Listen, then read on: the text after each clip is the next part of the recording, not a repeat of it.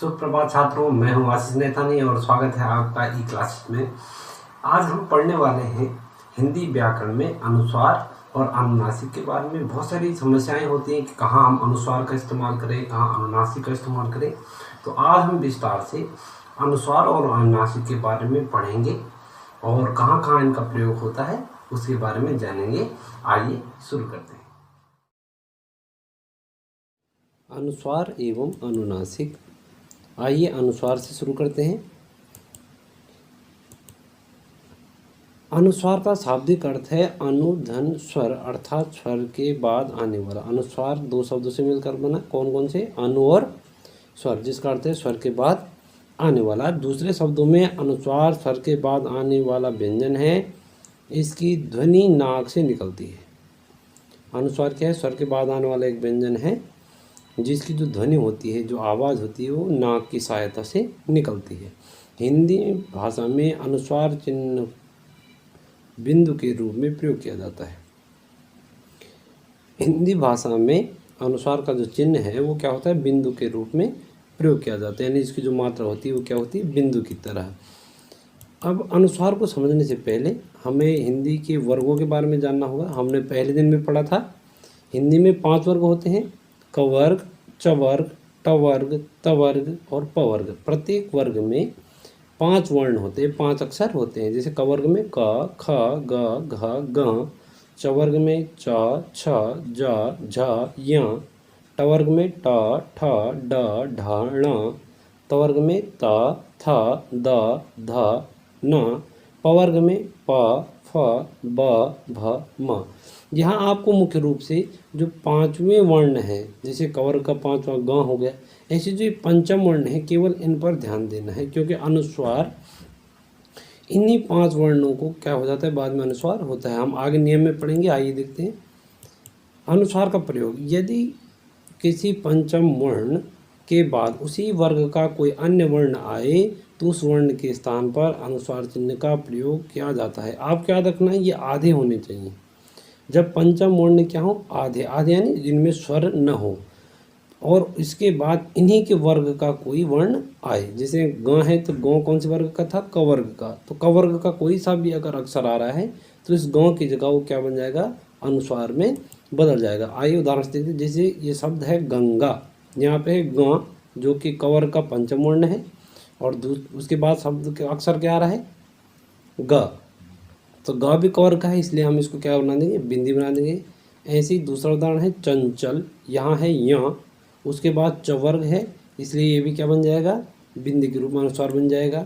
ऐसे ही डंडा, हणा जो कि टवर्ग का है, और डा भी किस में आता है? टवर्ग में, इसलिए ये भी क्या हो गया? अनुस्वार बन गया। फिर शब्द है गंदा, यहाँ न जो तवर्ग का है और दा भी कौन से वर्ग का है? तवर्ग का। तो ये न की जगह भी हम क्या कर देंगे?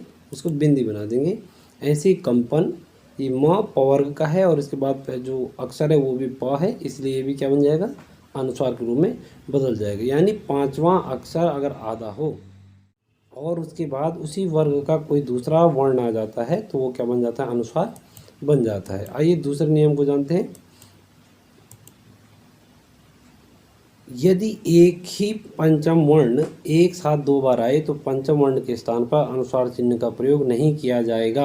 याद रखना है, पंचम वर्ण अगर 2 बार आ रहा है, यानी 2 बार म आ गया, 2 बार न आ गया, तो हम उसको पहले वाले आधे वाले न आ गया, आधे वाले माँ को बिंदी नहीं बना सकते, वो अनुस्वार में नहीं बदलेगा। जैसे है अन्न, यहाँ देखिए न आधा है, उसके बाद भी क्या है? न। तो न 2 बार आया, इसलिए इस आगे वाले ना को हम बिंदी नहीं बना सकते, इसको पूरा लिखा जाएगा जैसे ही लिखा हुआ है अभी। ऐसे ही सम्मान, यहाँ पे माँ 2 बार आया है, इसलिए बिंदी नहीं बनेगा।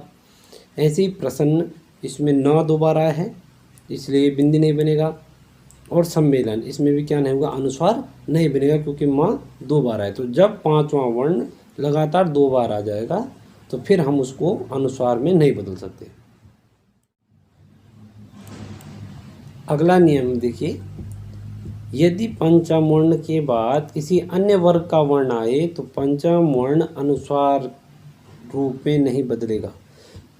अगर हमारा 5वां वर्ण है और उसके बाद किसी दूसरे वर्ग का वर्ण आ रहा है, दूसरे वर्ग का अक्षर आ रहा है, तो भी वो अनुस्वार नहीं बनेगा।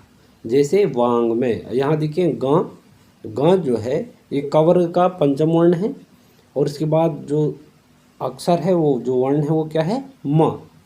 तो म पवर्ग का है, दूसरे वर्ग का हो गया, इसलिए इसको इसी तरह लिखा जाएगा। इसको हम बिंदी नहीं बना सकते, इसको अनुस्वार नहीं बना सकते। ऐसे ही अन्य यहाँ पे न है, उसके बाद य है, तो इसलिए ये भी आधा, ये भी बिंदी के रूप में नहीं बनेगा।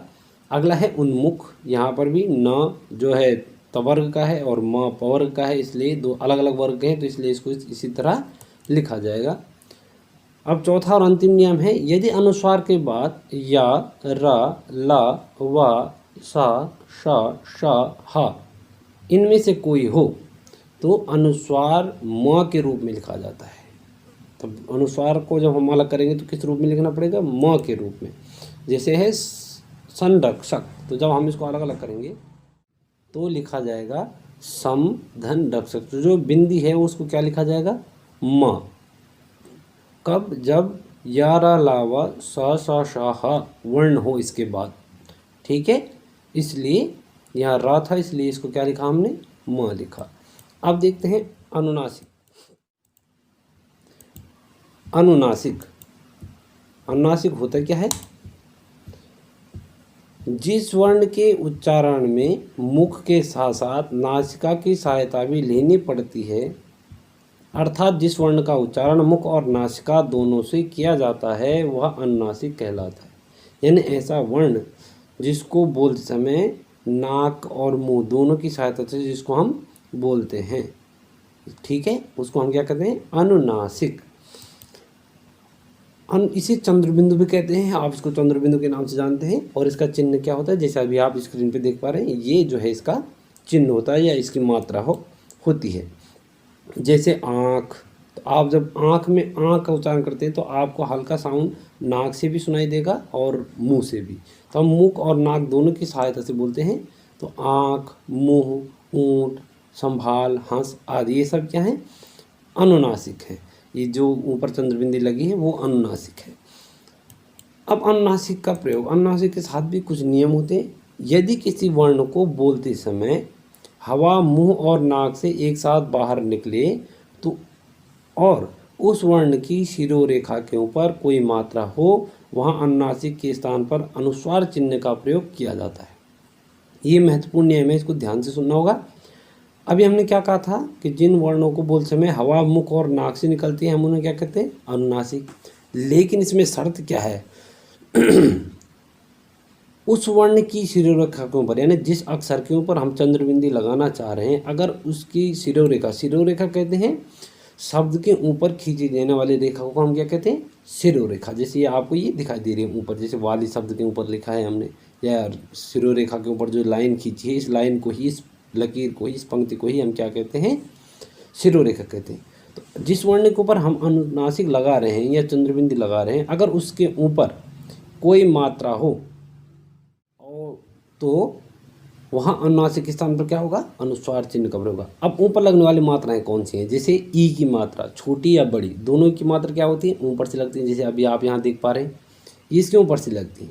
ऐसे ए की मात्रा, आई की मात्रा, ओ की मात्रा और औ की मात्रा, यानी जिन शब्दों में ई, ए, आई, ओ, औ इनकी मात्रा लगी होगी, उसके ऊपर अगर अनुनासिक आ रहा है तो उस अनुनासिक न लिखकर हम वहाँ केवल क्या करेंगे, अनुस्वार का चिन्ह लगाएंगे, यानी केवल बिंदी का प्रयोग करेंगे। उदाहरण से आप समझिए, जैसे नहीं, यहाँ ई की मात्रा है इसलिए चंद्रबिंदी यहाँ नहीं लग सकती, यहाँ क्या लगाएगा, अनुस्वार लगेगा। जैसे मैं, इसमें भी हम चंद्रबिंदी की जगह अनुस्वार का प्रयोग करेंगे। ऐसे गोंद, क्योंकि इनमें ओ की मात्रा है, इसमें आई की मात्रा है। तो सामान्य अर्थ में अगर हम देखें तो मुख्य रूप से जिस अक्षर पर आ, उ तथा री की मात्रा होती है, उन्हीं अक्षरों के ऊपर चंद्रबिंदु का प्रयोग किया जाता है। ध्यान से देखिए कि मुख्य रूप से आ, उ तथा री की मात्राओं के साथ ही चंद्रबिंदु का प्रयोग किया जाता है। अगर अक्षर में ए की मात्रा है, ए की मात्रा है, ओ की मात्रा है, औ की मात्रा है, तो हम वहाँ चंद्रबिंदी की जगह क्या लगाएंगे, केवल अनुस्वार। अनुस्वार का चिन्ह क्या था, केवल बिंदी। उम्मीद है आप बहुत अच्छे से इनको समझ गए होंगे। अनुनासिक और अनुस्वार में अंतर आपको स्पष्ट हो गया होगा। आज के लिए इतना ही, धन्यवाद।